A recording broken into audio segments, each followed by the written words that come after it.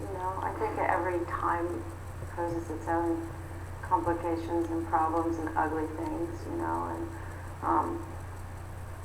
but I'm sure people were feeling the same way in the 60s and the 70s and the 50s and the 20s and the 30s. Yeah, exactly. But we are now complaining about the same, you know, not the same things. But like it was out of the 50s, like especially 50s America looks like the heyday of, you know, fun, and it's actually, you know, one of the most uptight eras imaginable. It's almost like more Victorians were. So you can't really see.